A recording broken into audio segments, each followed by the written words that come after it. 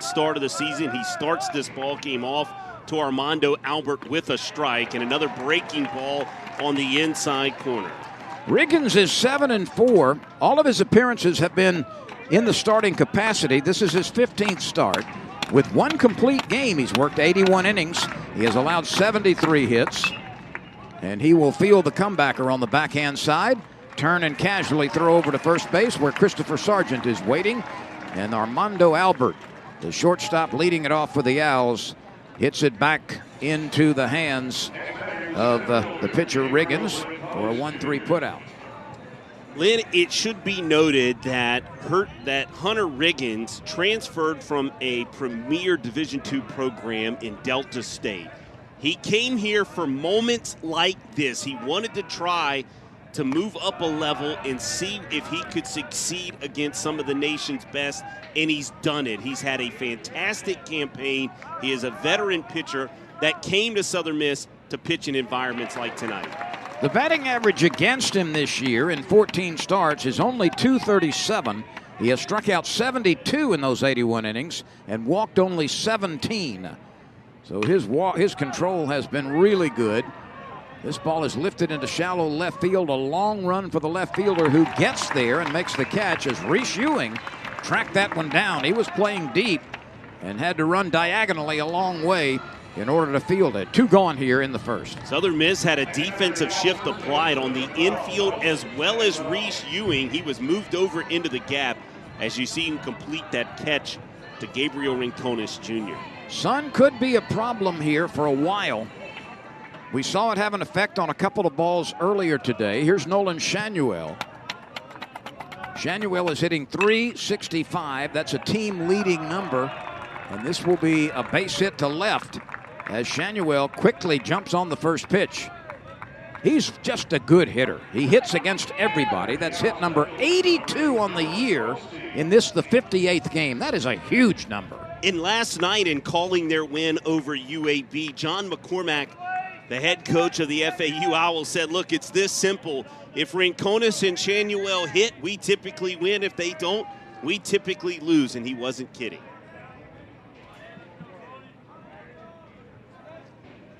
Both of these teams are 1-1 in the tournament.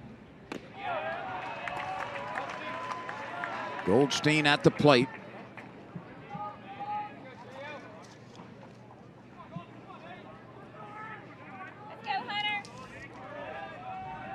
Two outs, a runner at first base. The winner moves on and will play tomorrow against UTSA. And the loser will pack it up and leave the tournament. Yeah, for Southern Miss, they know they're going to play more baseball. They just don't know where that will be in a regional setting yet. Could be here in Hattiesburg, Lynn. But for FAU, they have to continue to fight to get that opportunity into regional play. Still possible, but they need a win tonight to keep that possibility alive.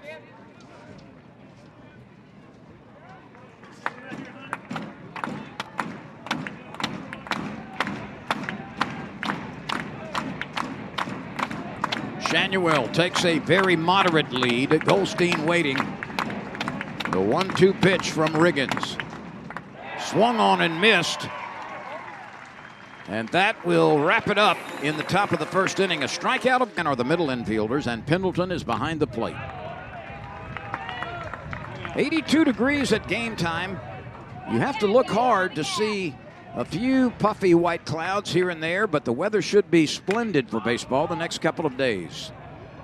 A fly ball is lifted into the sunshine on the left side. Goldstein is waiting for it. And Gabe Montenegro, lifts the fly ball to left field for the first out.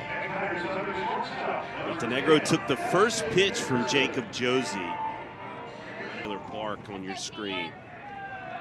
Dustin Dickerson out of Laurel, Mississippi. He's only 1 for 8 in the tournament.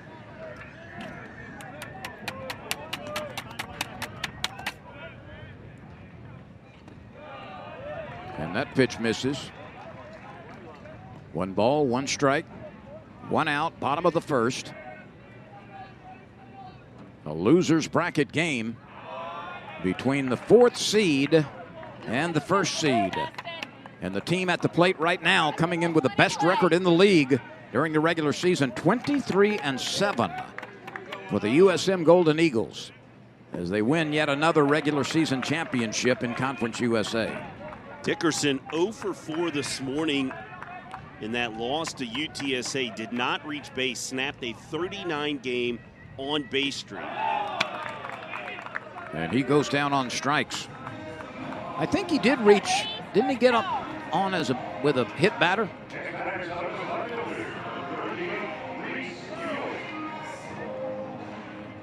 He did. My apologies. Yes, my apologies. Oh, I'm not going to accept that apology. Well, I'm sorry. Would you like it written as we gave the work excuse? And notarized. And notarized. I'll get Scott Berry to notarize it for me. Here's Reese Ewing. So the streak's alive then at 40 games. Reese Ewing swings on the first pitch, grounds it sharply to the right side. The second baseman, McGran, is there for the out. And a 3-up, 3-down quick inning for Jacob Josie. So both starters have been sharp in the first. We sail on to the second. We are scoreless.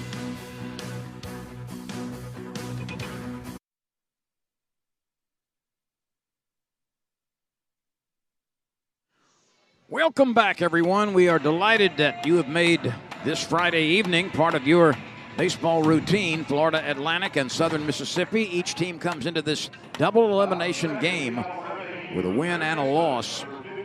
And the winner will be set up to take on UTSA tomorrow. So what it amounts to right now for either one of these teams is to win tonight and then have to win twice tomorrow to get into Championship Sunday. A lot of discussions will be being had across this ballpark all through tonight. The depth of the Southern Miss Golden Eagle pitching staff will rear its head if they get that opportunity. A little looper finds the green off the bat of Jackson Ross, the third baseman, as he dumps one into right field for a base hit. And so Hunter Riggins has surrendered a couple of base hits now. Shanuel had one with 2 outs in the first. Just a nice piece of hitting, not trying to do too much. That pitch from Hunter Riggins. A fastball, a two-seam fastball at 93 miles per hour. Ross is now 2 for 7 in the tournament. And this brings on the designated hitter, Mitchell Hartigan. He's 1 for 8 so far in 2 games. Let's see if Hartigan is called upon to bunt. Not that time. He takes a strike.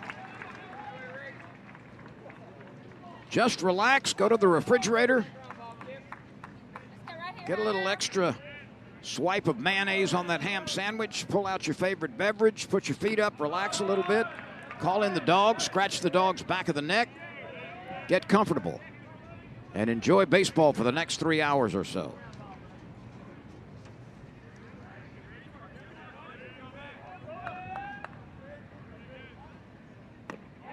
Hartigan takes a strike. He's hitting .209. This is only his 12th start and his 14th appearance. He does have a couple of home runs and 10 driven in.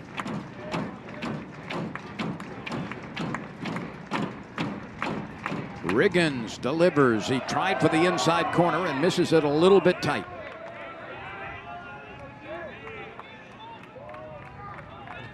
Two-two the count, a runner at first base. Ross with the second base hit of the game for the 4th-seeded FAU Owls. Ross with a short lead. The pitch hit right back between the legs of the pitcher. Grabbed by the shortstop. Steps on second for 1. Throws it to first for 2. Wow, that play had a lot going with it. Dustin Dickerson has been special for Southern Miss. Back up the middle, as you see here. He's a guy that can throw the baseball 96 to 97 miles per hour.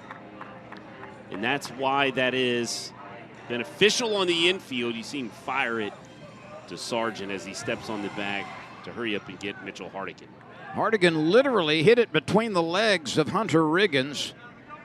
He turned into a croquet wicket to let that one go through, and then it was turned into a double play. 6 unassisted at second base and on to first for the double play easily against the DH Hartigan.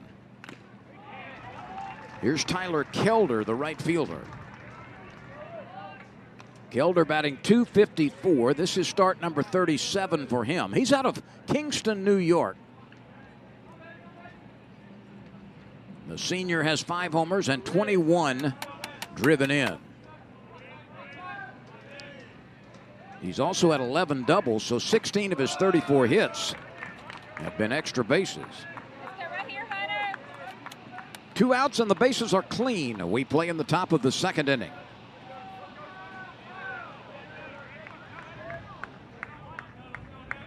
Shane McGrann would be next if the inning is extended.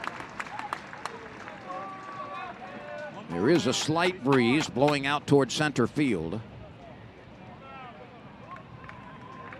Still a lot of sunshine to be reckoned with on fly balls. The shadows will be creeping from left to right from the third base side toward the foul pole on the right side as we get a little bit later into the evening. Players on the right side of this field, first base, second base, and Carson Pato, the right fielder right now for Southern Miss, will deal with a really pesky sun. They are looking directly due west. The 2-2 pitch is well wide.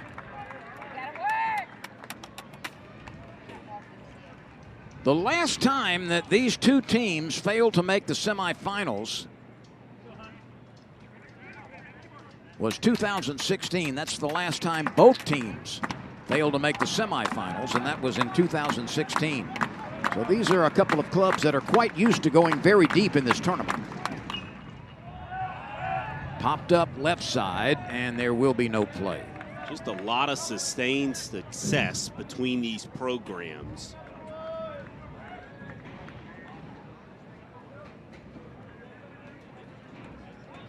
Nobody wanted to make a play on that ball. There is everybody kind of laughing.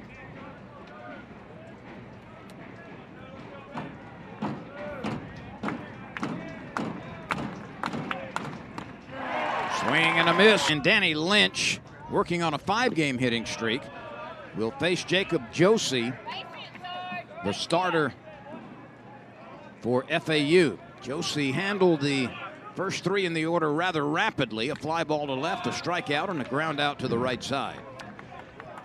Josie is a very versatile pitcher for this FAU Owls staff. He closed the game last week at Marshall, picking up a save and a win 14-12 over Marshall. A drive deep to left field, and it is caught by Goldstein as he left his feet and made a sliding grab on a ball that seemed to die a bit after it got out over the infield. And a nice catch by Goldstein on a pretty well hit ball. Sargent caught it off the end of the bat, as you saw on that replay.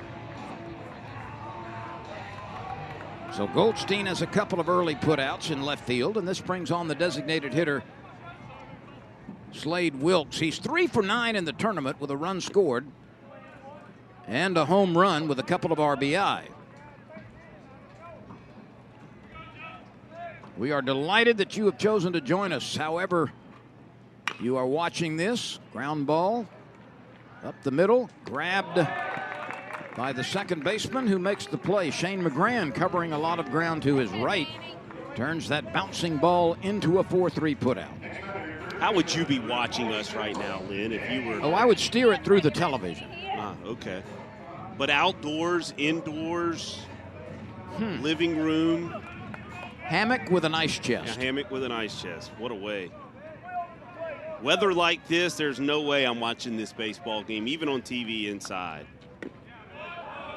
Lynch takes a strike. I would be feet up on an outdoor couch, big green egg, glistening. Oh, now you're talking. Waiting on a piece of red meat to devour. Now you're talking. Yeah. Oh, hit like a bullet right back to the pitcher who plucks it. A game that seemed every answer had another answer by the opponent. UTSA, a big home run in the top of the 9th to win that one this morning. Here's McGrann at the plate. The second baseman falls behind, 1 strike. out of Coconut Creek, Florida. McGrann starts with that open stance and then closes it as Riggins delivers. Riggins missed. It's 1-1.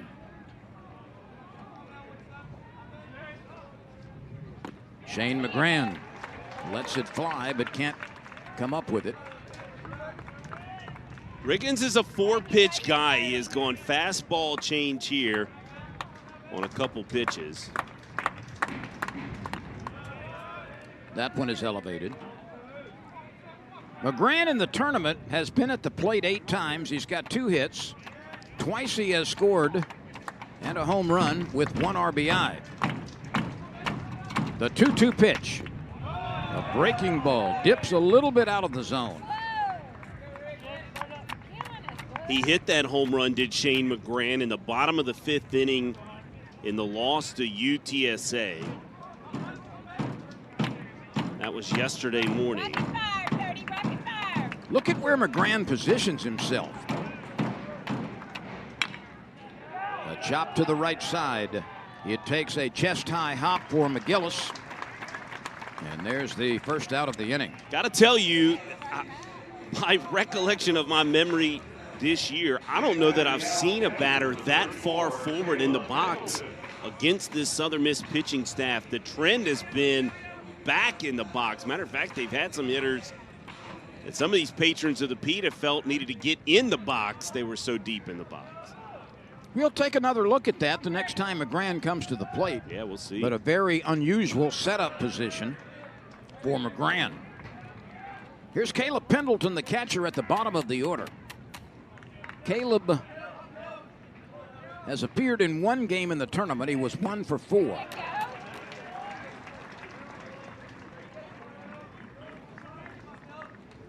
For the season, Pendleton is batting .266. This is his 37th start. 3 homers, 20 driven in.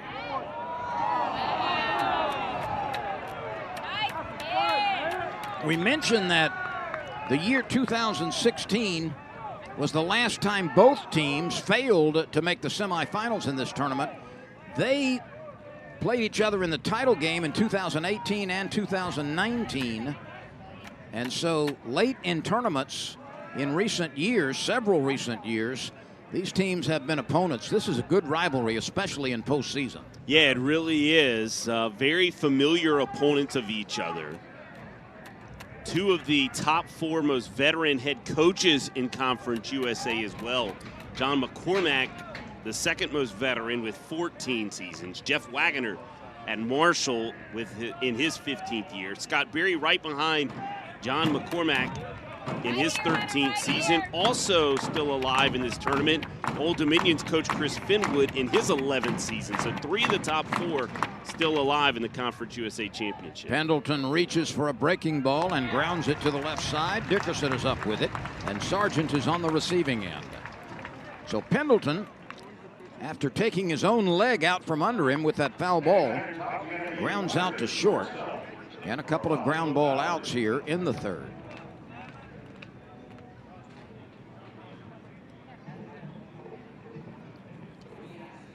Here's the top of the order in Armando Albert.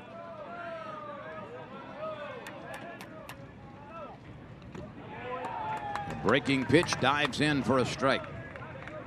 The Owls are 4th seeded. The opponent today, USM, is the number 1 seed, cranking out 23 wins against only 7 defeats during the Conference USA season and losing only 2 series the whole year.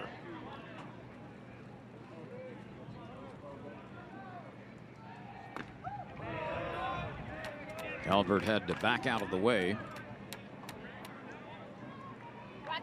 It has been a special run of a season to this point for the Southern Miss Golden Eagles, Lynn. That is fair to say, but many of the folks in this stands tonight want more. They want championships. They would like to see movement out of a regional. And this is a well-capable team of doing that. They've got a regional berth. And they've probably got a berth in Hattiesburg. We'll see. That's yet to be determined. We'll be doing so on Memorial Day. The last 3 pitches have been inside. And Albert draws a base on balls. So the Owls have had a base runner in every inning. This is a 2-out walk. There was a 2-out single by Shanuel in the first and a leadoff single by Ross in the second. Riggins has just walked his first batter. He has struck out 2.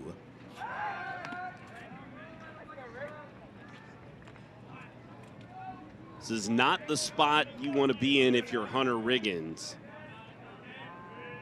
Gabriel Rincones Jr. 2 for 4 last night. 2 runs scored, 3 RBIs. He homered to center field. And in the tournament, he is 2 for 7 now, including the fly out to left field in the first inning today. Armando Albert is a capable base stealer. He's 19 of 21. He has a very short lead right here, not going. Swing and a miss on an off-speed breaking ball. It's always one of the decisions in baseball to me with 2 outs that intrigues me, and it really shows a lot of coaching philosophy thought between coaches, because you would think maybe take the gamble with such a good hitter, but then you don't want to take a 2 RBI opportunity, because if Rincones Jr., who's more than capable of hitting a ball out of this park, you get this runner out, then all of a sudden you've taken a run-scoring opportunity away from him. The 2 best base stealers for the Owls are the guy at first base now, Albert, and Shanuel, who's on deck, and he's 11 for 12 is Shanuel. So between them, they are 30 for 33 really on the base good. paths. Really good. The 3-1 pitch. Swing and a miss. Rincones tried to add to that hit total. He's got 81 on the year. And Shanuel, who's on deck with 2 out, picked up his 82nd hit of the season last time. Boy, that's a lot of hits between 2 guys. Over 160 back-to-back. It's outside. The inning continues, and this has all come with 2 outs. Back to more hits than Shanuel. He's number 3 in the entire Conference USA in base hits. He stands close to the plate, even with the dish, and all of a sudden Hunter Riggins is having problems finding the plate. Isn't it interesting how sometimes that plate shrinks to the size of a postage stamp between one batter and another? I tell you, the zone has seemed tight to Hunter Riggins, but I will tell you, watching the K-zone meter that we've got access to, he's been accurate. He being our home plate umpire tonight, John Mary. Those pitches by Riggins have just been a touch off the plate.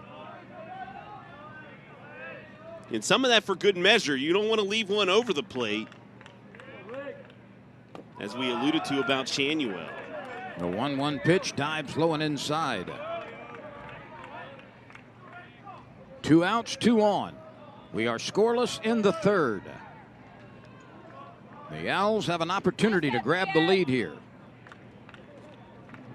That's Albert at second base. Rincones is behind him. And the pitch. A little bit wide. You can see that shot right there. Shanuel chokes up maybe an inch just to give him a little bit more bat control. Yeah, 2-out approach here. He's trying to find turf. That's his job right now. The infield plays him to pull. And that misses, and that's the 3rd consecutive walk. Riggins retired the first 2 rapidly on ground balls to second base and shortstop. But all of a sudden, he has failed to throw strikes. 3 consecutive bases on balls with 2 outs. Great shot of pitching coach Christian Ostrander. A guy who likes a walk about as much as you like a root canal in.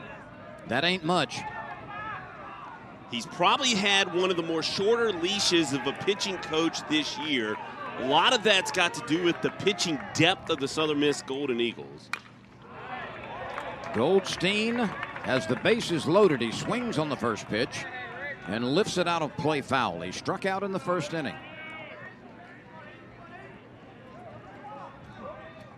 Goldstein has produced 3 hits and 9 at-bats in the tournament.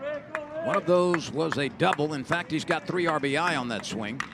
And he hits this one deep to left center field. It is carrying, and caught at the wall. A stretching catch. Know their worth. That one you truly don't know the worth that could have occurred. That ball was gone if Reese Ewing does not make that catch. It was over the wall. We saw the shot of his glove over and extended and making that catch.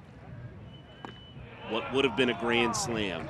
McGillis takes a slider for a strike. This young man out of San Diego, California. He's the second baseman for the Golden Eagles. McGillis comes in at 277. 15 home runs. That's really nice power production out of an infielder. He is. He is having just a dynamite campaign. And he's driven in 49, so his power numbers are not necessarily very common to that second base position. And when he hits them, you know it. He has got towering type power. He was actually, by my count, the first Golden Eagle that I can recall that actually cleared the new scoreboard out in left center field. Hit it over the scoreboard prior to the Eagle Head logo attached on the top of that video board. But that's the kind of power McGillis possesses to the gap.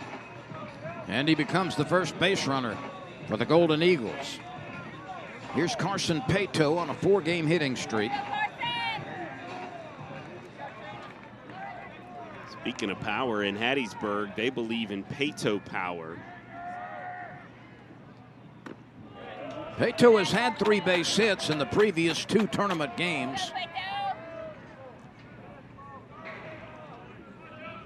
They've all 3 been singles. He has scored a run. He stands as deep in the box as you can on the left side. A check swing and a little one-hopper to the third baseman. The catch, the transfer, and the throw. And Paetow is out. Ross to Shanuel. That play was a little more difficult than just your routine ground ball to third because of a defensive alignment for the FAU Owls. You see Ross is all by himself, and that baseball is spinning away from him. He did a great job, Lynn, of circling behind the baseball to be able to field it with his momentum going towards first base and making a good throw on the run. And this brings on, for the first time in the tournament, Rodrigo Montenegro.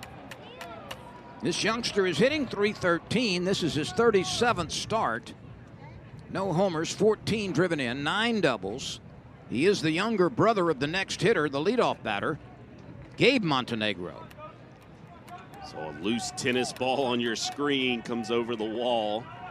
Tyler Kelder had to flip it back over. Lynn, I don't know if you're aware, but here at Pete Taylor Park, there's a game behind the game going on the other side of the wall. Youngsters playing cup ball, handball, and sometimes they get a little bit underneath it and they come right over the wall. And as it is your duty as a right fielder, return that baseball, tennis ball back to its rightful place, which is over the wall to the game that's happening outside of this one. What a festive place that is. Yes, in right field. It is. Very highly competitive as well out there. That's where they grow them to be able to come into Pete Taylor Park. And you see a lot of morning campfires out there during tournament time. The breakfast fires are going early. That's right, the right field roost, as it is so well known and acclaimed. Montenegro stands deep in the box.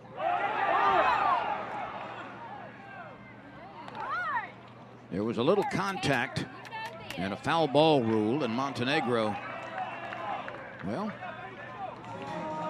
So I believe, like you, Lynn, I thought he made contact. Well, the umpire said foul ball, but Montenegro leads. And we'll try to get an explanation on this. Let's take another look. I didn't see the foul ball. And the umpire there signals eventually was either tagged or gave up on the base path, and that'll be a strikeout. That is correct. You're wondering at home as you're watching in why some get to take off the first. You must make your first move that way. You cannot give yourself up, essentially walking back to the dugout as Rodrigo Montenegro did. Now here's Gabe Montenegro, who flied to left field to open the game in the bottom of the first. 2 outs, and McGillis is in scoring position after a walk and a move up on a ground ball. Dustin Dickerson is on deck. The Golden Eagles, for the 6th straight year, have fashioned 40 or more victories. Ross moves to his left, and the third and slam for Dylan Goldstein. Well, Hunter Riggins should have run over and given him a big hug on the way back to the dugout. Right. Riggins has walked 3, and they came in order with 2 outs in the third, just prior to that defensive gem by Ewing. And of course he might have, Lynn. We're not sure that didn't happen. Riggins has surrendered a base hit to Shanuel in the first and a base hit to Ross to lead off the second. He's leading off the fourth now.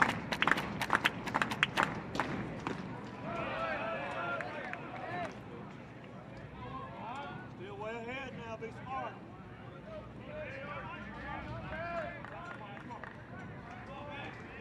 Hunter Riggins, standing with his feet in the shadows, his head in the sunshine, delivers it hard inside, and a ground ball foul.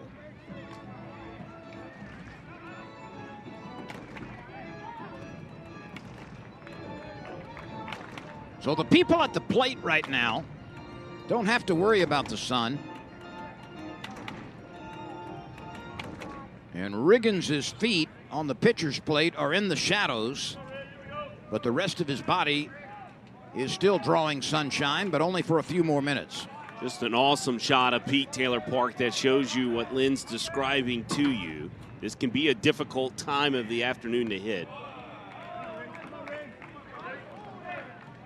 And that's overthrown and steered into the ground.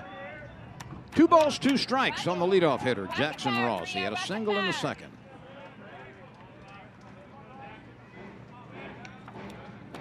Ross in the tournament now is 2 for 7. And he belts this one, but it is hooking foul as it leaves the yard. Just a touch ahead of the baseball was Jackson Ross. But he had found a barrel on a fastball out of the hand of Hunter Riggins.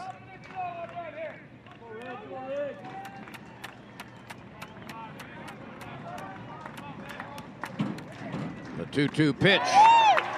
Swing and a miss. There was a little taken off that ball. It had some break to it. He throws a fantastic circle change, does Hunter Riggins. That's this pitch right here. Comes in and arm side run with it into those right-handed batters. Fastball change, probably and arguably the most deadly combination in baseball. He records his 3rd strikeout. Sargent gets in front of this one, down at first base, and beats Hartigan to the bag for the 2nd out. Well, congratulations to the UTSA Roadrunners. They have a couple of gritty wins in this tournament, and I'm quite sure that that team is watching in some fashion, and the coaching staff as well. They will be back in action against the winner of this game tomorrow. Yeah, Pat Hallmark has brought a team here full of life, full of confidence at the plate, and a pitching staff that has just continued to battle and continues to give that team opportunity after opportunity. And they sort of slow bleed you to death, kind of body blows to the ribs until they find a extra base hit or 2 along the way throughout a ball game. And Ryan Flores sent a baseball 428 feet in the 9th inning this afternoon to defeat this Southern Miss Golden Eagle club, and that's been their game plan. And honestly, it's working in historic fashion right now for UTSA. Kelder takes a pitch away. He struck out in the second. Pretty safe bet they will not be an easy out of this Conference USA Championship, whichever one of these two teams gets that task tomorrow. Kelder was 1 for 3 in the tournament before coming into this game. And he had scored a run. That base hit was a double. And one more note on UTSA. I was told today, this got past me, Lynn, in the 9th or 8th inning, Luke Malone was up in that bullpen after pitching the 9-inning long relief. He was set to enter that ballgame today. They just didn't need him. Ground ball to the shortstop. It's deep, but Dickerson has time, but he throws. Most people have the feeling you're headed for a shootout. My experience at times is you find yourselves with some wonderful pitching matchups, and this one is trending along that storyline right now, Lynn. You would have thought this deep in the tournament, these two teams with their hitting ability would be sending balls all over this park. But right now, Jacob Josie and Hunter Riggins are the developing stories at the moment. Well, Josie especially, because his numbers have been less than impressive. A 6.24 ERA. He has surrendered 12 more hits than innings pitched. He's walked 24 in 53 innings, and yet right now, he has been completely dominant. There's been only one base runner, and that was the leadoff walk to McGillis in the 3rd inning. That's the only base runner the Eagles have seen. Yeah, and how about this nugget? His last couple of appearances have been pretty sharp out of the bullpen, but the 3 outings prior to those, he gave up 17 earned runs combined across those 3 appearances. But you just never know. That's what makes this game so great. You get a young man, and look, they had a lot of confidence as you watch. Caleb Pendleton got nicked on the upper thigh. They had a lot of confidence in Jacob Josie. He was their opening day starter this season. And there's the first base hit for the Golden Eagles as Dickerson might have gotten a piece of 2 defenders. Justin Dickerson. 81 of them now for Dickerson. That's by far and away the highest hit total on this Southern Mississippi team. And for the 2nd consecutive inning, the Golden Eagles got a leadoff batter aboard. McGillis walked in the 3rd, and Dickerson has singled here in the 4th. Dickerson had a 9-game hitting streak broken earlier today, but he has now reached base in 41 consecutive games. Reese Ewing grounded out to second base last time. And now the shift is on. And this is about as exaggerated as you'll see. Jackson Ross, the 3rd baseman, is playing a shortstop position, but actually closer to second base than a normal shortstop would be. The pitch outside.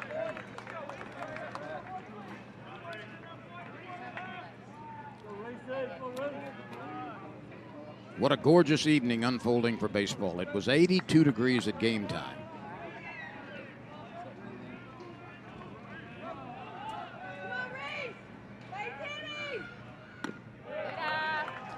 Two balls, 2 strikes, nobody out. Dickerson at first. Reese Ewing slugging .543 on the year. He bats .305 with runners on. Guy with 21 extra base hits, 9 doubles, 2 triples, 10 home runs. He uses that wide stance and he hits it right to the 3rd baseman. To second for 1, the relay over to first for 2. I'll have to kind of recheck it, but I think that was a 5-6 3 double play.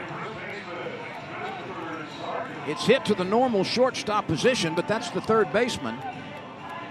Was that the shortstop on the relay? It sure was. So that's a little bit odd, isn't it? Now that's Armando Albert taking that toss as a shortstop who was acting in place of a second baseman.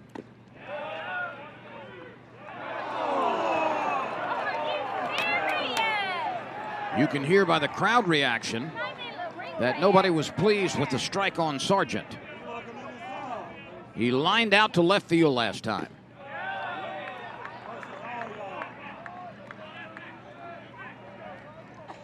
Two outs, nobody on base. We are scoreless in the bottom of the fourth. Jacob Josie delivers. It's cued off the end of the bat and twisting foul.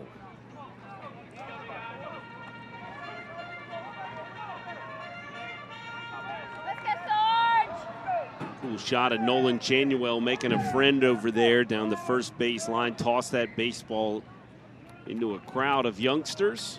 Gave him a souvenir for tonight.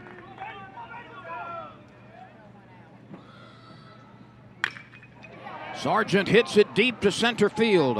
Rincones is backing up, tracking it, and he makes the catch. A step and a half. 9-1 in the order. That lands for a strike from Hunter Riggins. Riggins has walked 3, and they came after 2 were out in the third. He walked Albert, he walked Rincones, and he walked Shanuel. And then Goldstein belted one to the top of the wall in left center field, and Reese Ewing got on the top step of the ladder and leaped from there and pulled down perhaps a grand slam home run and at minimum a 3-run extra base hit. Oh, how different would this game look if that play was not made by Reese Ewing right now. Sometimes a defensive web gem like that can sort of settle you down. Well, the last time McGrann came to the plate, we said we would focus on his stance. I want you to take a look at this because his left foot, his back foot, is about even with the dish. He moves it up a little bit, and that right foot in the open stance is pointed right to the corner of the batter's box. Now he'll close it with the delivery, but that's an unusual starting point. Well, and it is for this purpose. I mean, Hunter Riggins is a mid-90s thrower, 92 to 95 miles an hour. Typically, with that velocity, you would want to get deeper in the box, but there's something that McGrann likes, that he wants to at least divide the plate between his feet against Hunter Riggins. I don't recall him being that forward in the box last night in their win over UAB. And he's got his left toe on the stripe, closest to the plate. Definitely crowding the plate here with 2 strikes on Riggins. Probably anticipating Hunter Riggins pitching him away. Riggins has retired 4 in a row since loading the bases on walks. And Riggins works in that strike, and McGrann just turns and glares and walks back to the dugout. Fooled him with a fastball. McGrann knew it the moment it crossed the dish. Strikeout number 4 for Hunter Riggins. 1 gone in the 5th. Pendleton bounced out to the shortstop last time, and this time Dickerson makes a diving try but can't come up with it. And Caleb Pendleton at the bottom of the order collects the 3rd single in the game for FAU. Fastball that was down and into Pendleton. Just caught a little too much of the plate, though, as you look here. Put a good swing on it, got his hands through the baseball nicely, put it back up through the middle and underneath the glove of the diving Dustin Dickerson.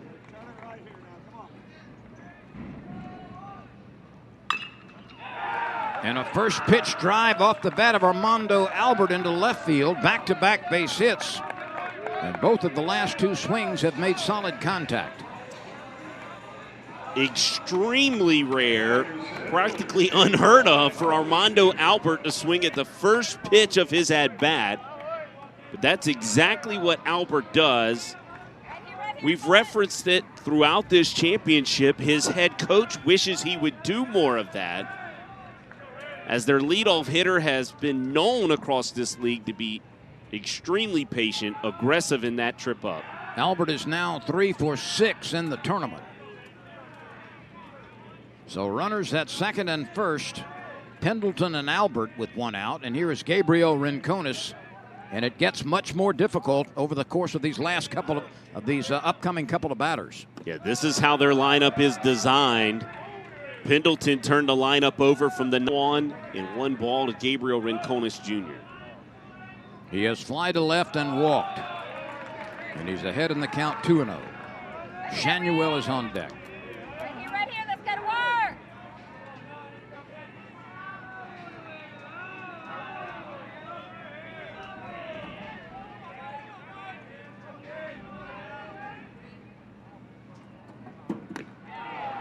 That's a plate splitting strike. Come on, Nate, you gotta work. Let's go.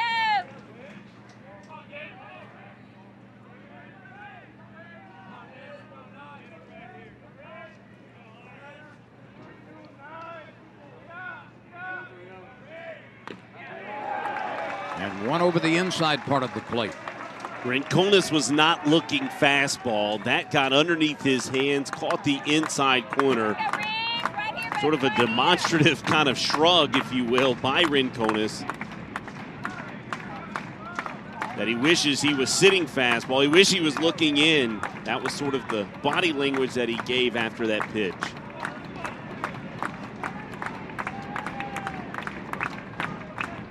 The 2-2 on its way. A called third strike. Gabriel Rincones is caught looking for the second out. Watch Rodrigo Montenegro here receive this baseball beautifully right at the knees of Gabriel Rincones Jr. You young catchers, that's how you receive it. Glove starts low, understanding that baseball is going to come in at the knees. And the momentum of the receive of that baseball sort of brought it just above the knees. Really classic work by the catcher, Rodrigo Montenegro. Strikeout number 5 for Riggins. And Shanuel waves at the first pitch. No runs, 4 hits for FAU. No runs, a single hit for the Golden Eagles. Shanuel has singled and walked.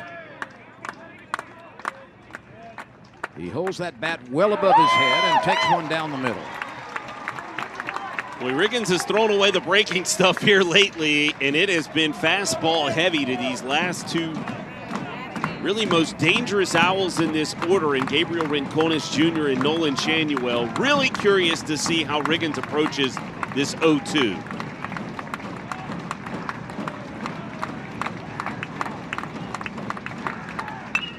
Ground ball right side. Fielded deep. Enjoy baseball from Hattiesburg. Both starting pitchers have thrown shutouts to this point. Hunter Riggins came in with notoriety. He's been good all season for these regular season champions. Jacob Josie had less than impressive statistics, but he has been super effective against the best team in the league during the regular season. Yeah, and he is approaching the mark of one of his longer outings of the year. He went 6 2/3 against Old Dominion back on April 23rd, did Jacob Josie. He has had an 8 strikeout performance at Rice as well early in April. He's fanned 2 today and walked 1. And in fact, Josie has faced only 1 batter over the minimum. Really good. Just how we thought this game was going to play out late in the Conference USA Championship, isn't it, Lynn? There's an opening walk as Slade Wilkes, the DH, becomes a base runner. That's only the 3rd base runner off of Josie. A walk to McGillis in the 3rd. A leadoff single by Dickerson. He was forced at second as part of a double play later in that inning. And now Wilkes opens the 5th inning with a walk. So, Jason, the last 3 innings have started with base runners for USM, but they've not been able to move with any sort of efficiency. Yeah, and Ron Polk, the longtime legendary coach of the Mississippi State Bulldogs, would tell you, boy, that's baseball. And that's sort of how it's gone for Southern Miss right now. Danny Lynch at the plate. He's on a 5-game hitting streak. He hit a comebacker to the mound last time. It was turned into a 1-3 putout. Lynch had one of the more memorable moments of this season, a walk-off extra inning home run over these FAU Owls on a Friday night, Lynn. Lynch is showing bunt, and he gets it down to the right side. Well done, fielded by Josie. He makes the underhanded toss over to first base. But a guy who doesn't bunt often does it nicely to move the runner to scoring position. Really well executed by Danny Lynch. Perfect placement. And matter of fact, it really was so well that Jacob Josie almost made the mental mistake of trying to possibly look at second base. He gave it a glance to see exactly where Wilkes was in the baseline, but decided wisely to go to first base and get the out that was being sacrificed by Lynch. McGillis has an RBI opportunity with a runner at second and one out.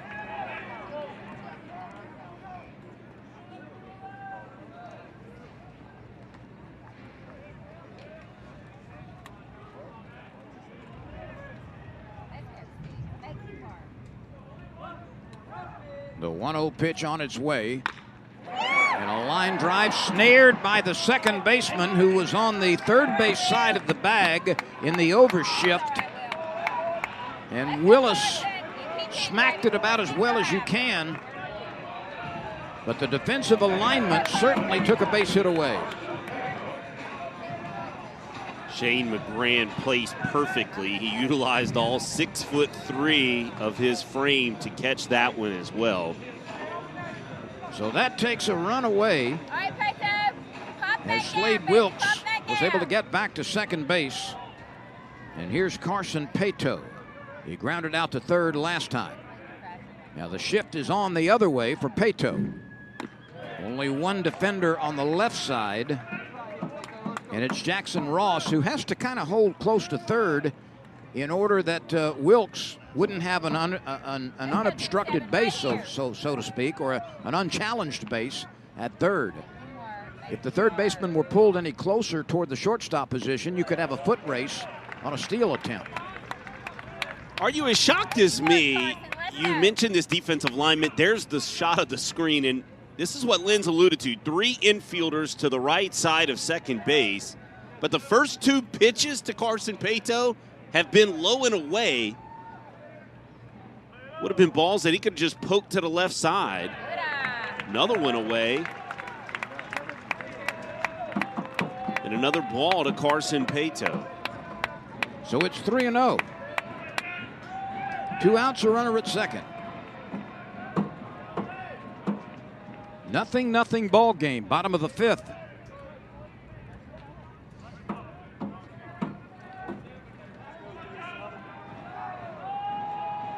The outfield, meanwhile, is straight away medium depth. Pato is swinging on the 3-0. He sends one slicing fairly deep to left field. But Goldstein is there. And then championship tournaments, they are shorter. There are fewer teams. And, of course, there is the national attention, and well-deserved when you do host a regional. That they are. The bid has been turned in. Now it's just left to those decision makers of the NCAA selection committee on whether this Golden Eagle baseball team has done enough to host.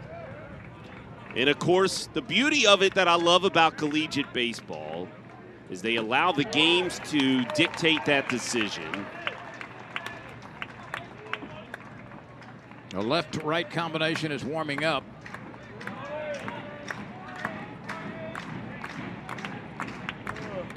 Goldstein at the plate. He's 0 for 2.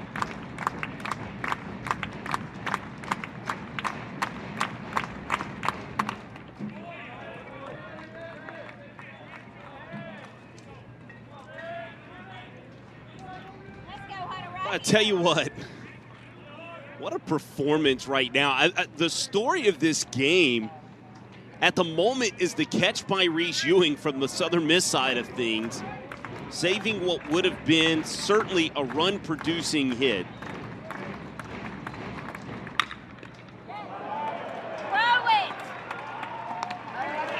Out at first base, and just a reaction play. Yeah, beautiful play by Hunter Riggins. He fields that position well. He's made several of those plays throughout the course of this season. Here's another look at it.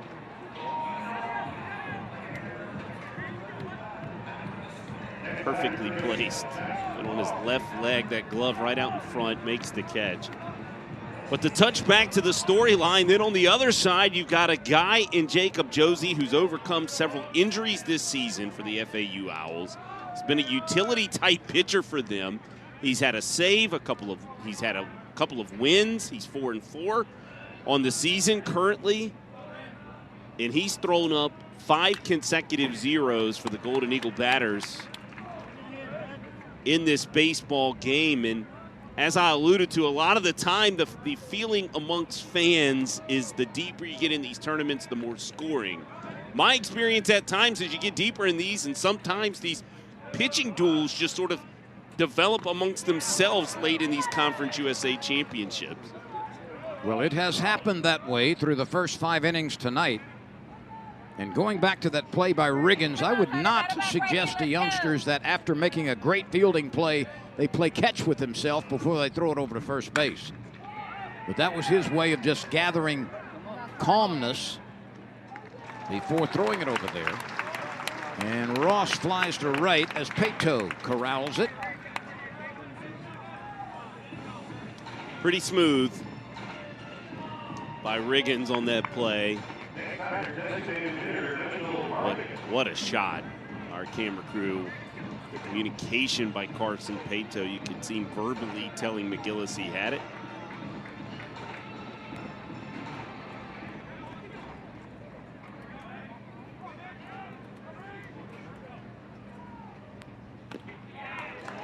Hartigan with a bit of a tentative swing, falls behind.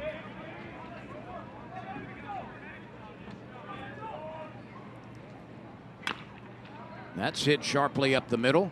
Shortstop well positioned near second base. 5 seeds have never won the tournament. 6 seeds have won it a couple of times.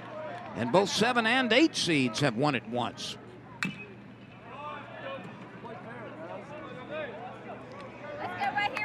In a tournament that has seen balance amongst those seeds in grabbing championships. Tell you, this one has that kind of feel to it as well. 2 teams that have punched tickets into the semifinals. 3 teams that have punched tickets into the semifinals. Old Dominion is there now. But you look at Louisiana Tech as Rodrigo Montenegro grounds out to Nolan Shanuel. But Louisiana Tech set up nicely. They will have to be defeated twice. And then the 5 seed in this tournament in the UTSA Roadrunners have their ticket punched into the semifinals. They must be defeated twice tomorrow by one of these 2 teams tonight. Either Southern Miss or FAU will get that opportunity. The older Montenegro at the plate now is 0 for 2. Gabe has hit safely in 5 consecutive games.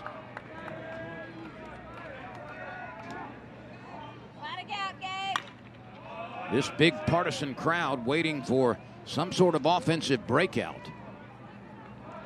The Golden Eagles have had only 1 hit through 5 innings. The fewest they've had this year is 2 hits and a 2-1 win at Charlotte. So they were limited to a couple of hits in that particular game, but they won it 2-1 against Charlotte.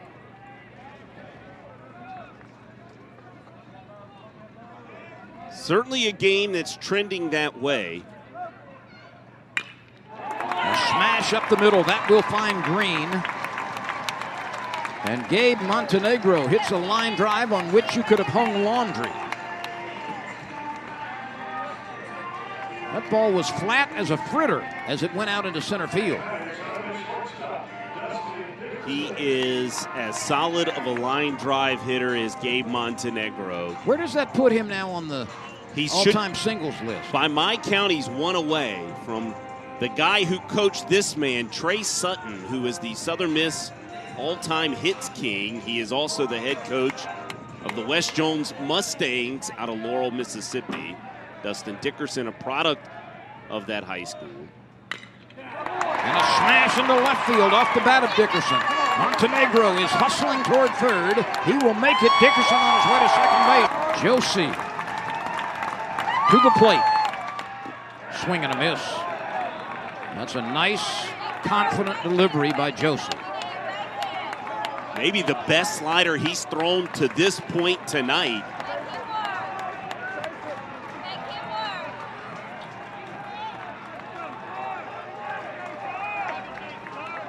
Josie has walked 2, he has struck out 2.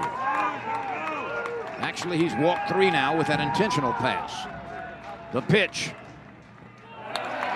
Down on the turf and blocked very capably by Caleb Pendleton. Really nice job by Pendleton to read that baseball off the turf. Textbook job of blocking it up. You want it to roll in front of you. That's exactly where it went. A base hit by Gabe Montenegro, a double by Dickerson, and an intentional pass to Ewing. The 1-1. Lined into right field. This should be deep enough to score the run. It's caught by the right fielder who straightens up, now throws to the plate. It's a perfect throw. He is out at the plate. My! From right field to nail a runner at third. That play by Reese Ewing for Southern Mississippi earlier to take away a potential grand slam. That came in the 3rd inning. That was Goldstein at the plate with that at bat. And then in the bottom of this inning, Kelder comes through with one whale of a throw from right field, and we remain scoreless. My goodness. Not much offense in this game, but a couple of golden defensive plays that have had a huge impact. You could almost see Tyler Kelder before he stepped into the box to receive the first pitch from Hunter Riggins. On the facial expression of him, kind of looked emotionally stirred. I don't know if that was maybe from all the jubilation in the dugout, but he kind of looked overwhelmed that he made that play with emotion. A strong throw from Danny Lynch takes care of Kelder. Well, Kelder is 0 for 3, but he certainly has had a huge impact on this game with that catch in right field, and then he had to right himself and with an awkward throw put it right into the glove of the catcher for the tagout. And if he doesn't make that throw to Pendleton and Gabe Montenegro scores, you could better well believe the lid of Pete Taylor Park was coming off.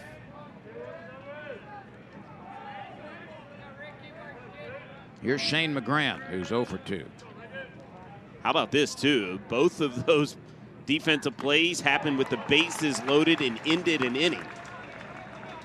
As Ewing's catch was a bases loaded situation, and then Kelder just then killing down a bases loaded inning-ending play. We've seen a different kind of beauty of baseball today with some of the defensive plays. We have not seen balls flying out of the park with any sort of regularity, but we have seen plays defensively that have been real game changers.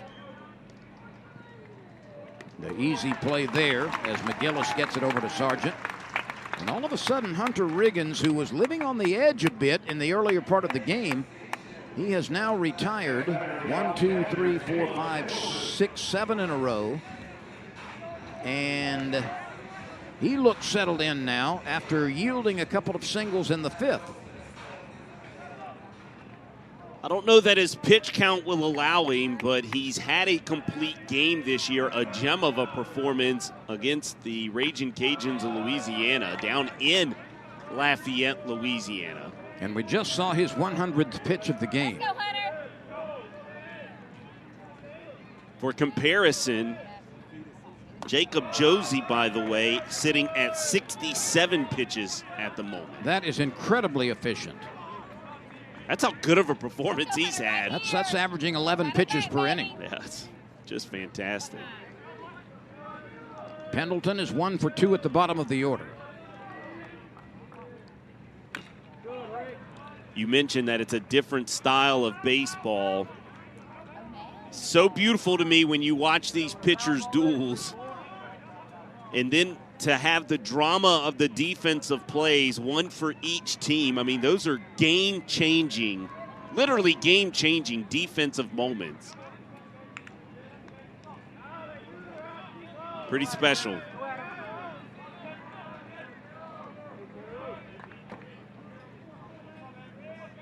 2 balls and a strike. Not anymore. That levels the count. 4 of the last 5 putouts make it 5 of the last 6 have been ground ball outs.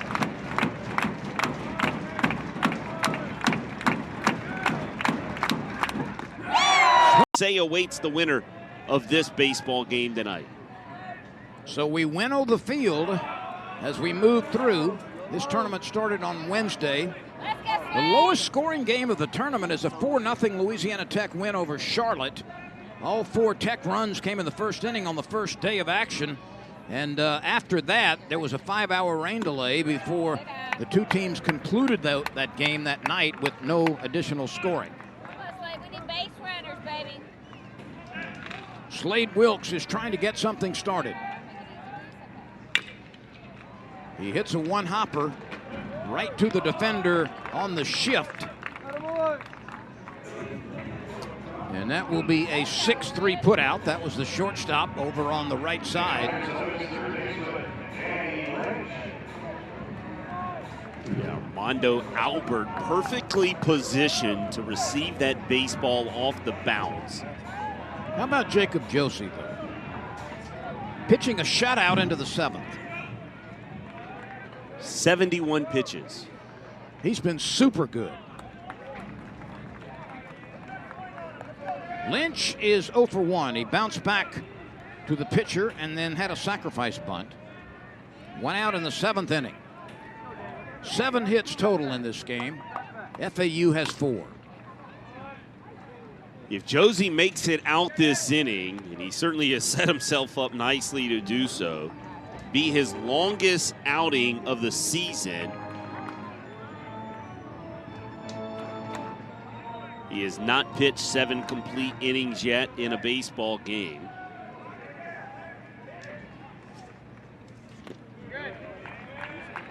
And he has thrown a lot of strikes. He's only struck out a couple.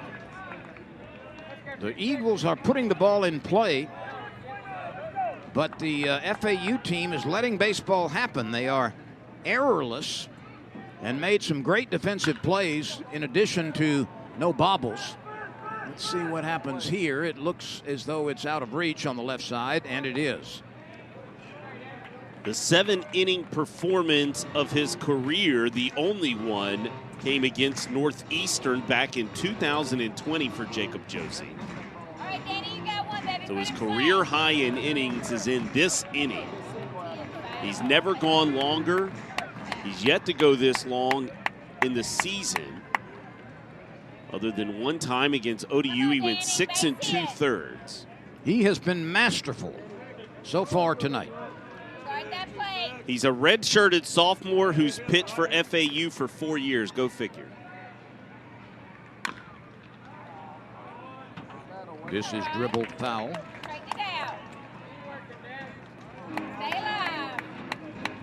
He has logged, coming into this championship, 118 and a third innings in his career. That was prior to tonight.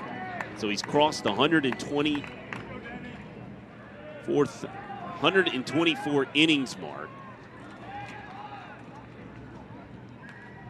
in his career. And a liner will find fair territory down into the right field corner. Danny Lynch is chugging towards second base. He takes a look at his third base coach, who says, whoa, and Danny Lynch puts on the brakes with a clean double into the right field corner. So his hitting streak is now 6 games. More importantly, he's in scoring position. Yes, he is. They had him played into the gap, and Lynch pulls it down that line. That ball wedged against the padding in right field as well.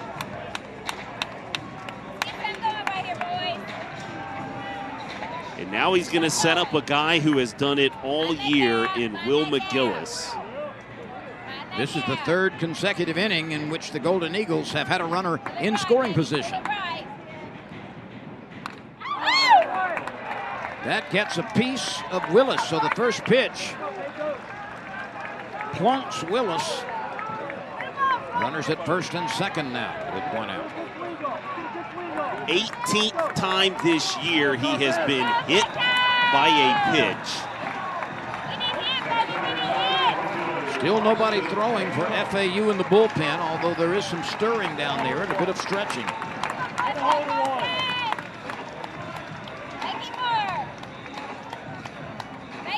You mentioned he's been hit 18 times. He's been hit more than any other player in Conference USA.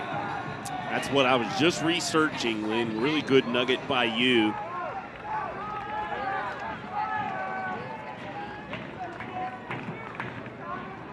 Make him work, Carson. Pato at the plate. First pitch swinging and dribbles it foul. Carson Pato's a fascinating story. He was rolling in this redshirt freshman campaign. Gabe Montenegro had to miss a handful of games after being hit in the eye earlier this year against Louisiana Tech. It was Carson Pato they moved from the 8th position to the leadoff role, handled it admirably. Now he's back in the 8th position in this lineup to try to see as many fastballs as possible. Ironically enough, right now, Jacob Josie throwing all benders to Carson Pato at the moment.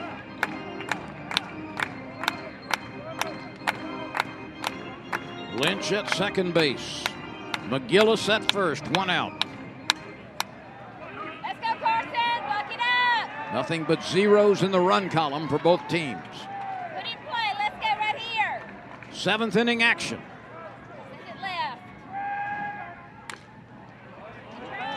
Pato gets a piece of it. 2 strikes on the right fielder Carson Pato. He has not hit safely yet tonight. He's 0 for 2. He has a 4-game hitting streak. Rodrigo Montenegro's on deck. The Eagles, for the 3rd consecutive inning, have a runner to at least second base.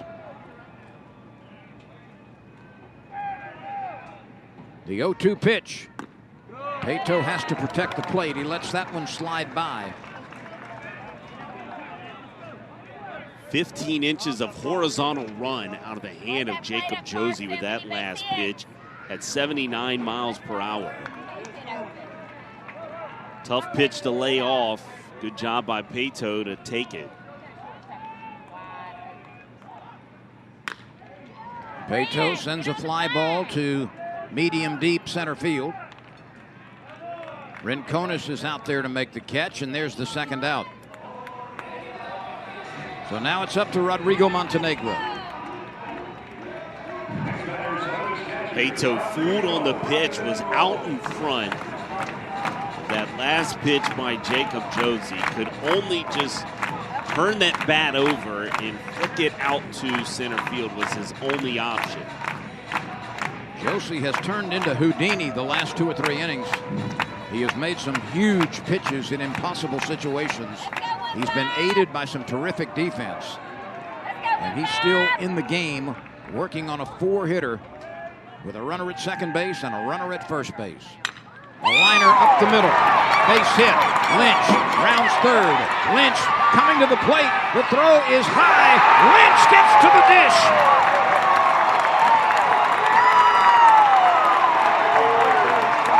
Was chugging all the way in baseball, but instead the skipper pulls one out of his magic hat. Southern Miss has grabbed an early lead. Here's Gabe Montenegro.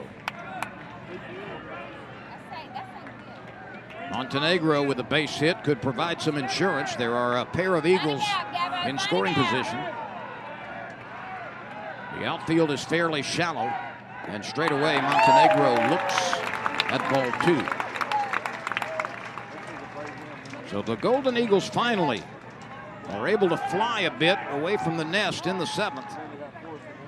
Picking up a run on a double by Lynch, a hit batter, and a 2-out base hit by Rodrigo Montenegro. Here's Gabe Montenegro, ahead in the count 2-0. Josie fires and misses. Want to hear a number? Gabe Montenegro hitting with 2 outs. 426 on the season. That's a big number.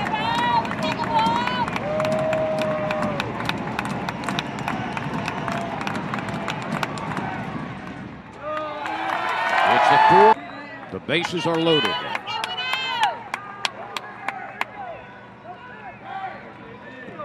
Two outs in the inning, a run in. A breaking pitch is elevated. Dickerson lays off. Dickerson has struck out. Then he singled, and last time he doubled. 41 straight games now that Dickerson has reached base.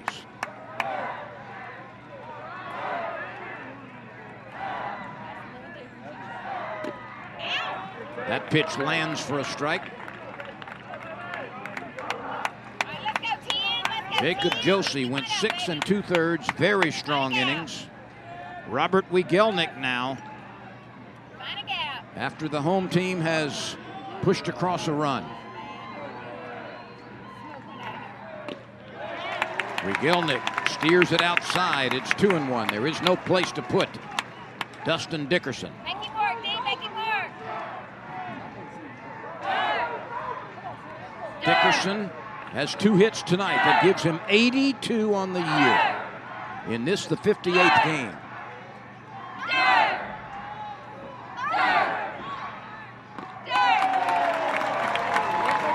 It's 3-1.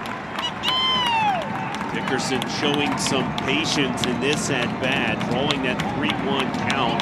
By the way, 7th time this season, both Montenegro brothers in the same inning have been on base at the same time in back-to-back at-bats.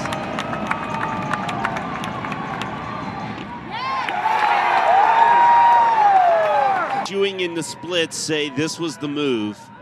Lefty on lefty.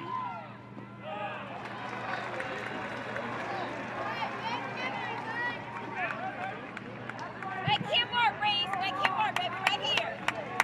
Jacob Josie worked into the 7th before giving way to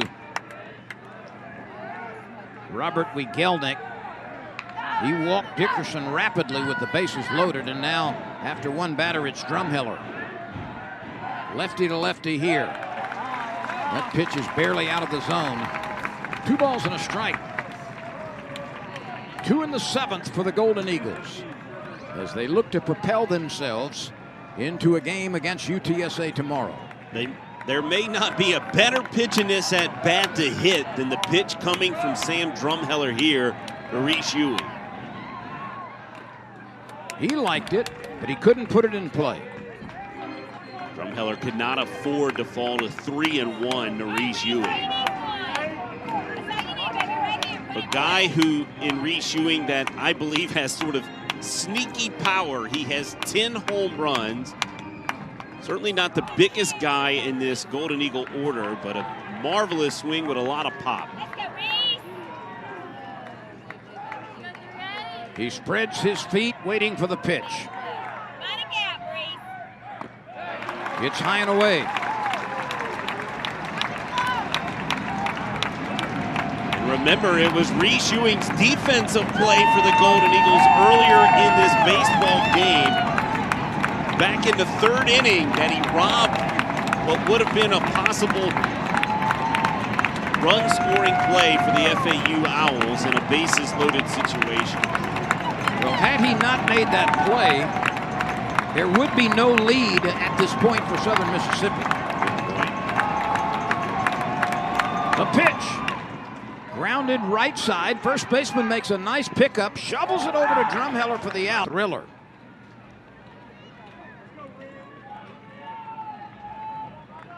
Riggins has just offered his 105th pitch. He's had a complete game this year, and that was a game in which he threw exactly 100 pitches. He's at 105 now.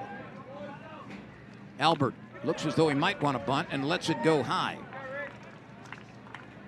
From here on out, Riggins will have a very short leash. He has done his job and then some. Yeah, and it was a long inning that he sat for in the bottom of that 7th inning.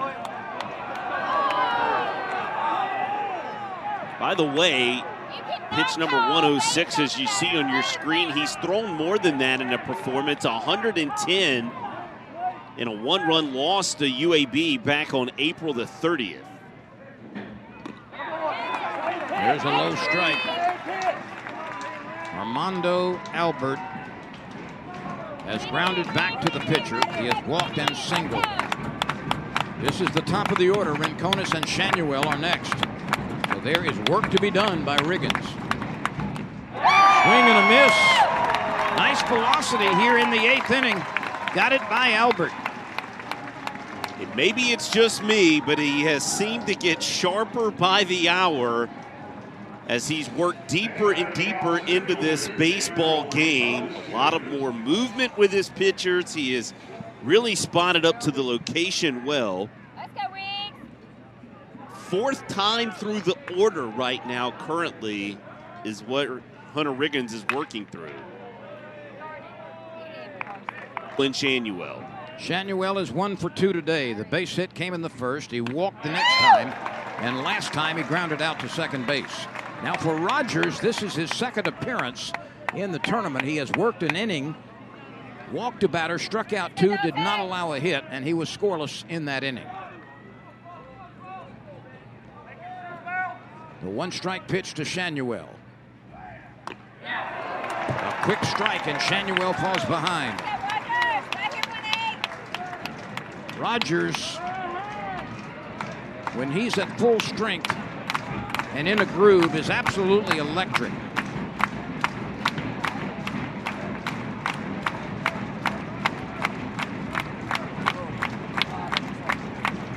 From the stretch, swing and a miss on the high, blistering heat. 8 strikeouts now for the 2 USM pitchers. Riggins had 7. That ball was elevated out of the zone, but it looked awfully big to Shanuel, and he could not stay away from it. Yeah, sometimes he gets you in those 0-2 holes, and you almost anticipate the slider low and away. It's got that much bite, and then he'll pop that fastball on you right underneath the letters. And it's so hard to lay off because that's what you really are hoping to get. The slider is so hard to do something with. And then he blows it right by you, as he did to Nolan Shanuel just then. Here's Dylan Goldstein, who has home run power. He has driven 18 out of the ballpark this year. And Montenegro cannot keep that cleanly at the plate, as Rincones, who singled with 1 out, jogs up to second base. Just the 3rd wild pitch this year for Dalton Rogers. It doesn't happen often. Goldstein has struck out. He hit the ball to the top of the wall with the bases loaded in the 3rd, and Reese Ewing leaped and came down with it. Ground ball right side. Shortstop moves over, scoops it, fires out at first base. All 3.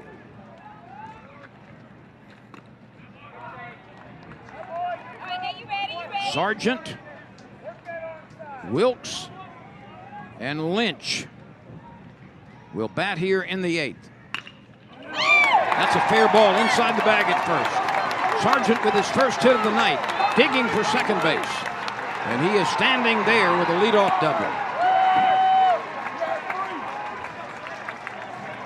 Really curious whether Scott Berry was going to bring Chris Sargent on for a leadoff triple. They had some issues down in the right field corner, as you'll see here on the replay. That ball consistently running away from Tyler Kelder. His throw also a little off target, but Sargent stays at second base. A runner in scoring position now with nobody out. And it's the 3rd consecutive inning in which the Golden Eagles have been able to put a double across. That's a check swing and a strike as Slade Wilkes, who's looking for his first base hit, could not contain the swing. Wilkes has grounded out twice and walked. So a double by Dickerson in the 6th, and that was a big hit. A double by Lynch in the 7th. That was a huge hit. He later came around to score the first run of the game. And a double by Sargent here down the line in right field to open the 8th. Last 2 pitches from Drumheller barely broke the speed limit on the interstate, just barely across 70 miles per hour. Lock it up. Let's go. Base hits. There is no advance by Sargent. We have seen a variety of plays in this ball game, which has been tighter than tree bark. 2-0 is the score late. Hits have been very hard to come by, so have runs. Defensive splendid plays have been frequent. There's another one. Nicely done by Armando Albert, who charged that slow roller and got the out, but Sargent, realizing the play would be to first base, advances to third with 1 out.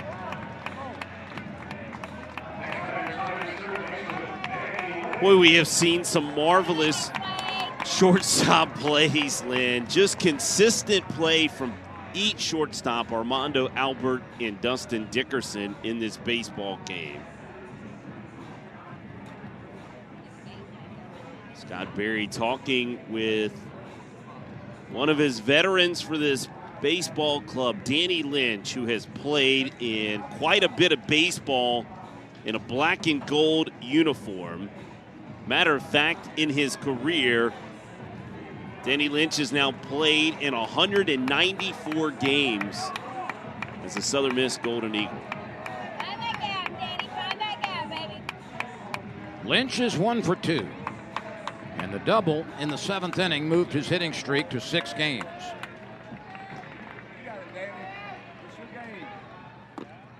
Steve rake one from the lefty Drumheller.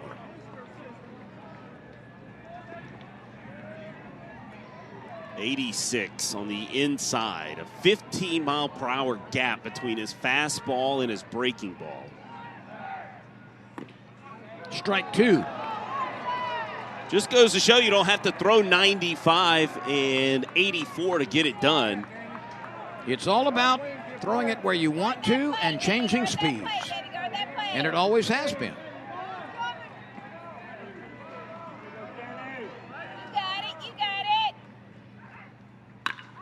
A liner to right. That is down for a base hit. It takes 2 bounces. And caroms off the wall.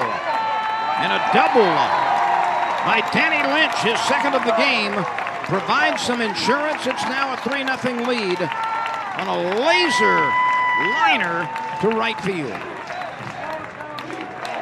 Stayed back, kept his hands quiet, and drove this baseball over the head of Tyler Kelder.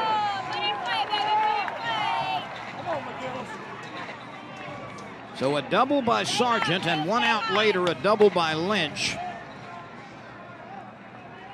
The Golden Eagles follow the 2-run 7th with a 1-run 8th and a chance for more with McGillis at the plate. He has walked, lined to second, and been hit by a pitch and scored. He likes the first offering and fouls it back. I cannot help but think the insurance run has probably sent Dalton Rogers back out of that dugout for the Golden Eagles when we head on to the 9th inning, Lynn. Especially with the possibility or the challenge, if Southern Mississippi advances to tomorrow, the challenge of playing 2 games potentially against a very good opponent in UTSA. Yeah, there's no need to take another arm out of that pin, at least at the moment. Let's go, Will! 7 hits now for the Golden Eagles. And I'd be willing to guarantee you if Lynch steps on home plate and gives you a 4-run advantage, it would all be but a guarantee for you to see Dalton Rogers in the 9th inning. Hard level. Here we go. Right.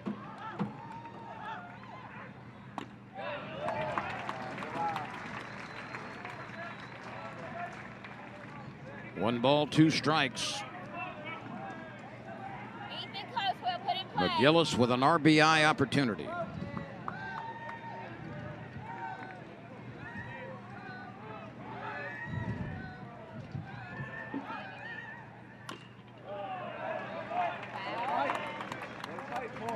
You said it earlier, but McGillis is a guy who gets up to the plate with an idea to hit it hard. He does. Gets his money worth in swings. He is having a career year. 15 home runs, 49 driven in for this second baseman. He was the first guy with 40 runs scored and 40 RBIs for this Golden Eagle team out of the 7th hole.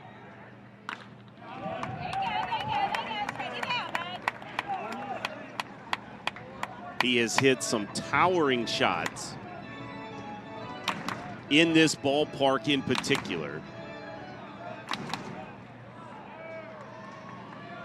Work right here, Will.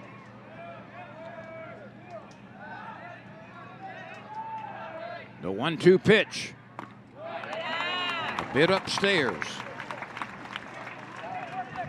Pato is on deck. The leadoff double by Sargent, a one-out double by Lynch. And Southern Mississippi has added a run to its 2-0 lead. Ground ball left side, it's a foul ball just to the left of the bag. Hang in there, Will. Let's go. Put in play. We have seen drama. We have seen some timely hitting. We have seen some outstanding defensive plays by both teams. And we have seen the challenge and the tension and the excitement and the inevitability of championship baseball. The 2-2 pitch. Now we go full. First base is unoccupied. Still only one out in the inning. McGillis had a Mother's Day moment earlier this year. His mom was watching from San Diego.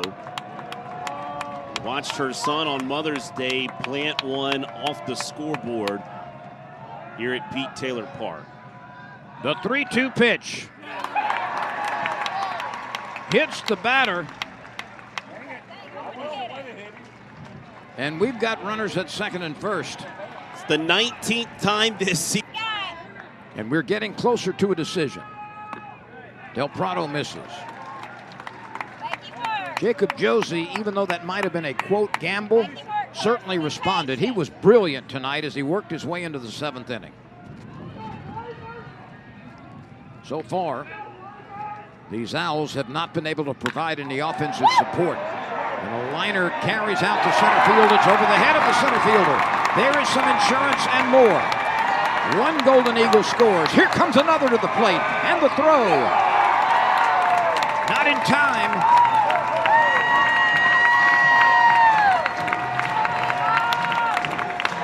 Three in the 8th. And another double. It's the third of this game, third of this inning. And the 5th one in the last 3 innings. Redshirt freshman Carson Pato, who continues to deliver for this ball club. A 2 RBI double. And that was a laser to center field over the head of Gabriel Rincones Jr. Lynch and McGillis both scored. Pato's double gives him a 5-game hitting streak now. And once again, we get a base runner down at first base. As Rodrigo Montenegro is awarded first. And this brings on his older brother, Gabe. Gabe Montenegro has hit safely in 6 games after the 1-for-3 performance to this point.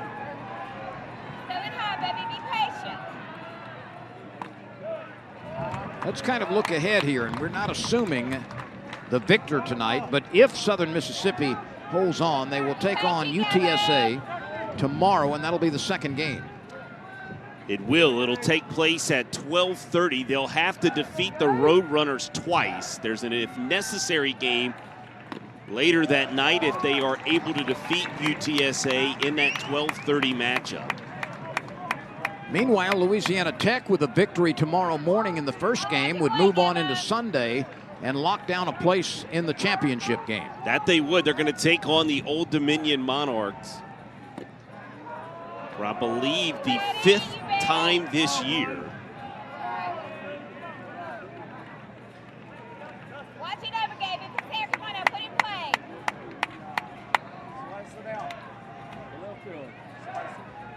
Gabe Montenegro waiting, swinging and fouling it off. This is what broadcasters do, Lynn. The more that I sit here and look at this 5-0 lead, the more that I thought you would 100% see Dalton Rogers. However, after much thought, knowing that there's still possible 3 games remaining, 2 tomorrow if Southern Miss holds on, and 1 game on Sunday, I'm not sure you're going to see Dalton Rogers back out of the ninth. I'm actually very curious to see the strategy that Christian Ostrander employs. He's had some action in the Golden Eagle bullpen getting loose. Does he utilize his left-hander? And a lot of that's the knowledge of how Dalton responds after nights where he has pitched and how many pitches he has thrown and can throw to get out of this game if he so does. There's also the factor of how big, if any, is this lead extended right now. Yeah, I agree. You know, with 1 out, as you see Christian Ostrander, this is why those guys are coaches. This is why we sit in a booth, or at least for me. I never wanted to be him, but I oftentimes dream about talking about him and thinking about the strategy Christian Ostrander is going to employ. In the Conference USA Championship game, Southern Miss shut him out 4-0.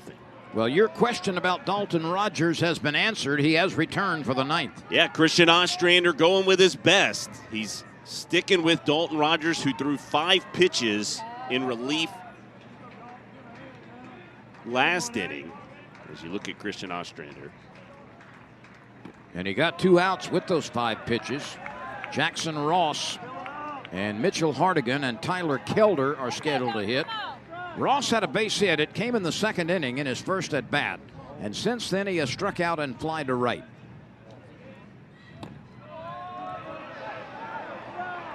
Three and 0. It is incumbent on the leading team right now to not walk batters and to play cleanly defensively. It's rare you can get enough base hits in 1 inning to overcome a 5-run deficit. But when you get some help, all of a sudden a single can produce 2, maybe 3 runs. Another base hit can do some damage. And you don't have to rely on 6, 7, 8, 9 hits in the inning to overcome a 5-0 deficit. Yeah, it becomes where you set yourself up for failure when you lead an inning off for walks. It has been proven time and time. A real pleasure to work these 3 days with a crew that gets no recognition and yet does all of the dirty work and puts these pictures into your living rooms, the sights, the sounds, the graphics, the whole picture. We get the pleasure of working the games from the booth, but those guys are out in all kinds of weather. And again, they come well before the game, and they are here well after the game to make it all happen. We take it for granted. We do. But there is so much work behind the scenes. It really is. I love moments like that we just got. A leader to a guy who's such an important, integral piece of this team in Dalton Rogers. Hardigan lays off. 2 balls, 2 strikes. Uniquely enough, I can't recall a slider by Dalton Rogers at the moment. He has been all fastballs so far. Let's go, Dalton. Let's go, baby. Right here. The 2-2. A feeble swing and a strikeout. Hardigan got tied up. Strikeout number 2 for Rogers in what now is 1 complete inning of relief. That pitch was elevated, but there was the inertia by Hardigan. When he realized the pitch was out of the strike zone, it was too late. The pitching ninja Rob Friedman calls those swords, Lynn. And that's what Dalton Rogers drew out there, a sword. He goes high to Kelder, who is 0 for 3.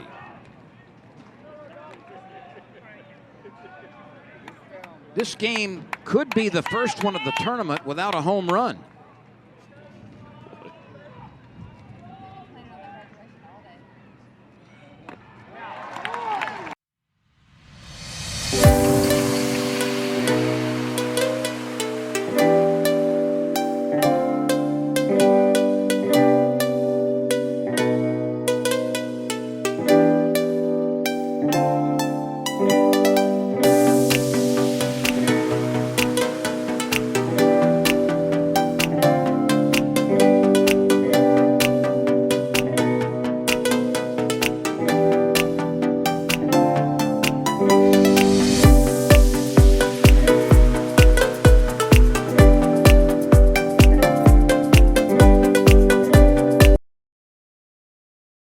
is not being held at first base by Christopher Sargent.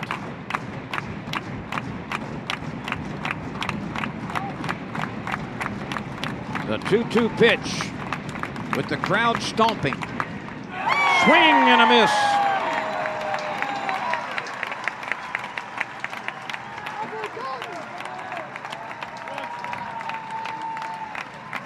Rogers has faced 5 batters and fanned 3 of them. Fastball heavy pitch selection from Dalton Rogers tonight.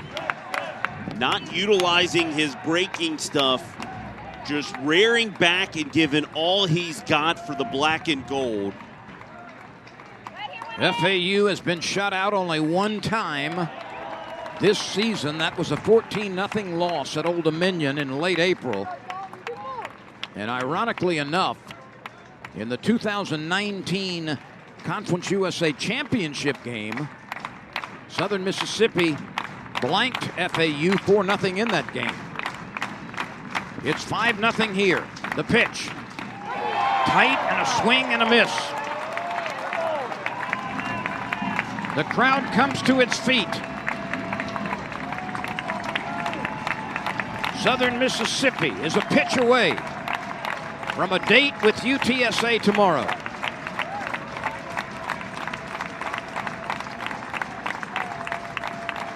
Rogers kicks and fires.